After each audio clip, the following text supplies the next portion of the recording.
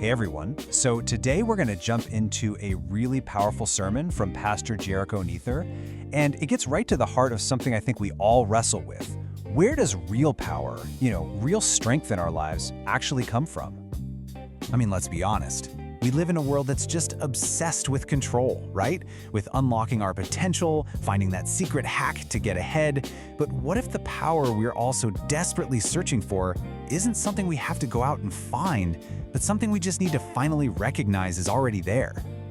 So to kind of set the stage for this whole idea, Pastor Jay uses this really striking picture, a scenario that perfectly captures that feeling of being completely powerless, even when on paper you should have all the authority you need. Okay, so imagine this. It's October 2025. There's a government shutdown, and it is dragging on. Now, you've got these air traffic controllers, right? These are the folks with the incredible skill and authority to guide jumbo jets safely through the sky. They're still on the job, they are authorized, but they're also unpaid, totally exhausted, and just running on fumes. Their power, their amazing ability is basically just sitting there, dormant, because they've got no fuel in the tank to use it. And here's where Pastor Jay brings it home. He says this isn't just some random story. It's a perfect picture of so many believers today. You might have all the spiritual training, you're equipped by God, you're authorized to make a huge difference, and yet you feel tired, empty, anxious. The power is there, you can feel it, but it just feels offline. So how in the world do we get the energy to flip the switch? Well, for the answer, the sermon takes us somewhere pretty unexpected. We're leaving our modern-day burnout behind and heading straight into a place of ancient confinement, a Roman prison cell. Picture it. It's around 62 AD. The Apostle Paul is literally chained to a guard. He is locked down, his freedom completely gone. And yet it's from this place of total physical powerlessness that he writes a letter about a power that is unlimited, immeasurable, a power that no prison cell could ever hope to contain. I mean, the irony is just incredible, right? The guy with the least worldly power is about to describe the greatest power in the entire universe. And this is it. This is the verse that the whole message hangs on. Just listen to that language again. Exceeding abundantly above all that we ask or think. Paul is just piling on the words, trying to explain something that's almost impossible to describe.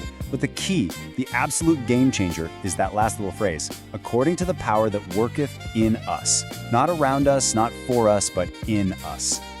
So, what is this power? This is where it gets really cool. The sermon digs into the original Greek words that Paul chose, and let me tell you, they are incredibly revealing. Okay, so the word for power here is dunamis. Does that sound familiar? It should. It's where we get our word dynamite. Now, this isn't talking about political clout or how much you can bench press. This is talking about inherent, explosive, miraculous energy. It's a divine capacity that just is. And then there's the word for worketh. It's energeo. Again, you can hear our word energy in there. This means that the dunamis, the dynamite, isn't just sitting there like potential energy in a battery. No, it's active, it's operative, it's effective, right here, right now. And when you put those two explosive ideas together, You get the core message. This power isn't something we have to create or borrow from someone else or try to work up on our own. It is a divine deposit. God's own explosive, active power has been placed directly inside every believer. It's already there, just waiting for us to tap into it. Now, this whole idea might sound radical, but it's not new. In fact, Pastor Jay points out this incredible pattern that you see all through the Bible. God consistently shows up and activates his power in the most unlikely people and the most unexpected places. I mean, think about Moses, right? He wasn't in some grand palace when God called him. He was an 80-year-old fugitive, a shepherd on the backside of a desert. And that's where God met him, in a burning bush. Or what about Hagar? An abandoned servant girl, literally left to die with her son in a barren wilderness. And it's in that moment of absolute, total desperation that God shows up and makes a promise to her. And hey, even Paul, the guy who wrote our verse, he was on a mission to persecute Christians, just traveling down a dusty, ordinary road to Damascus, when boom, his entire life was turned upside down by an encounter with Christ. And you see where this is going, right? This pattern leads directly to you, to us. Your current situation, whether it feels like a desert, a wilderness, or just another boring, dusty road, that is the exact place where this divine power is at work. So, All of this brings us to the big, challenging question that the sermon leaves us with. If this divine, dynamite power is real, and it's actually been deposited inside of us, well, how is it different from the world's idea of power and success?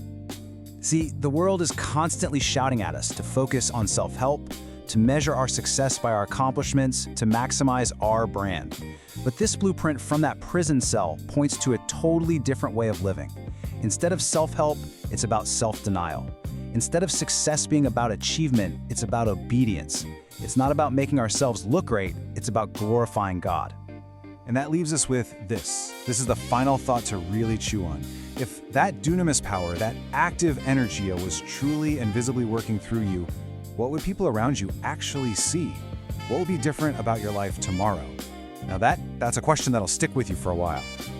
You know, if any of this resonated with you and you want to hear more, you can find more great content from Pastor Jay on TikTok, Facebook, YouTube, and even SoundCloud. Just search for Believers Faith Worldwide. We've got all the links right here for you. Thanks so much for joining us for this deep dive.